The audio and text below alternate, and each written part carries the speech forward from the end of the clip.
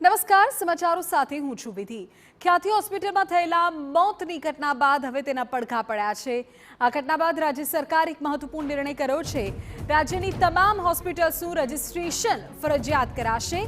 Clinical establishment act 2024 હેઠળ તમામ હોસ્પિટલનું ફરજિયાત રજિસ્ટ્રેશન 12 માર્ચ 2025 સુધીમાં તમામ હોસ્પિટલે રજિસ્ટ્રેશન કરાવવું ફરજિયાત છે। 12 માર્ચ 2025 સુધી હોસ્પિટલ તરફથી મળેલી અરજીના આધારે હોસ્પિટલ્સની ચકાસણી કરવામાં આવશે। તો ખ્યાતિ હોસ્પિટલની ઘટના બાદ હવે રાજ્ય સરકાર દ્વારા મહત્વપૂર્ણ નિર્ણય લેવાયો છે। રાજ્યની તમામ હોસ્પિટલનું રજિસ્ટ્રેશન ફરજિયાત કરી દેવાયું છે અને આ જે રજિસ્ટ્રેશન છે તે ક્લિનિકલ એસ્ટાબ્લિશમેન્ટ એક્ટ 2024 હેઠળ કરવામાં આવશે। 12 માર્ચ 2025 સુધીનો સમય અપાયો છે કે ત્યાં સુધીમાં તમામ હોસ્પિટલ્સે રજિસ્ટ્રેશન કરાવી લેવું પડશે અને 12 માર્ચ 2025 સુધી જે હોસ્પિટલ્સ તરફથી અરજીઓ મળી હશે તેના આધારે રાજ્ય સરકાર તેની ચકાસણી કરશે। તો હોસ્પિટલ્સની નોંધણી તેમનું રજિસ્ટ્રેશન કરવું ફરજિયાત બનાવી દેવાયું છે।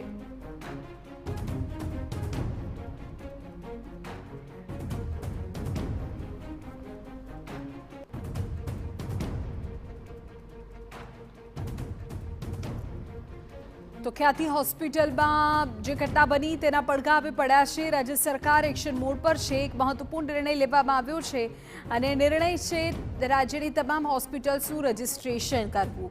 12 માર્ચ 2025 સુધીનો સમય કે જ્યાં સુધીમાં તમામ હોસ્પિટલ્સે અરજી કરી દેવાની હશે રજિસ્ટ્રેશન માટે અને એ અરજીના આધારે રાજ્ય સરકાર દ્વારા આ હોસ્પિટલની ચકાસણી કરવામાં આવશે। તો જે પ્રકારની ઘટના ખ્યાતિ હોસ્પિટલમાં બની છે એ બાદ વધુ કાયદાકીય રીતે આખું તંત્ર મજબૂત બનાવી શકાય એ બાબતના પ્રયત્નો થઈ રહ્યા છે।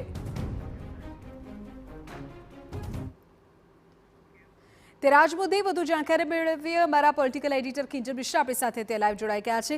કિંજલ, શું નિર્ણય અને આ નિર્ણયની કેટલી અસર આવનારા સમયમાં જોઈ શકાય?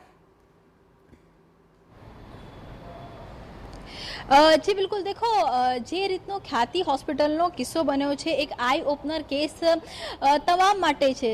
સરકાર માટે તો સૌથી મહત્વનું એટલે પણ છે કેમ કે કેટલાક જે મહત્વના સર્ટિફિકેટ હોય છે તે સર્ટિફિકેટ કેટલા જરૂરી છે તેની માટે હવે સરકાર છે નિયમ બનાવી રહી છે। સૌથી મહત્વનું હોય છે ક્લિનિકલ એસ્ટાબ્લિશમેન્ટ એક્ટ 2024। તો આ એક્ટ હેઠળ કેટલીક જે હોસ્પિટલો હોય છે તેમને રજિસ્ટ્રેશન કરાવવાનું હોય છે। ગઈકાલે સરકાર દ્વારા એ સ્પષ્ટતા કરી દેવામાં આવી છે કે જે પણ ખાસ કરીને જ્યાં સુધી કાર્ડિયાની વાત છે, એન્જિયોપ્લાસ્ટીની વાત છે, તો જે પણ હોસ્પિટલ પાસે અદ્યતન સાધનો નહીં હોય, 24 કલાક માટેના ડૉક્ટરો નહીં હોય અથવા તો જે પણ એપ્રોપ્રિએટ નોર્મ્સ નહીં હોય તો તેમને એ પરમિશન નહીં મળે।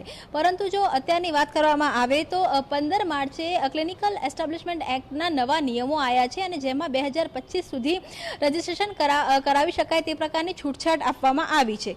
પરંતુ જો રાજ્યભરની વાત કરવામાં આવે તો 45,000 જેટલી કહી શકાય સરકારી અને મલ્ટી સ્પેશિયાલિસ્ટ હોસ્પિટલો મળીને હોસ્પિટલો છે અને અત્યાર સુધીમાં માત્ર 5,000 જ હોસ્પિટલો છે કે જેમણે આ ક્લિનિકલ રજિસ્ટ્રેશન એક્ટની હેઠળ જે રજિસ્ટ્રેશન માટેની પ્રોસેસ છે તે કરી છે।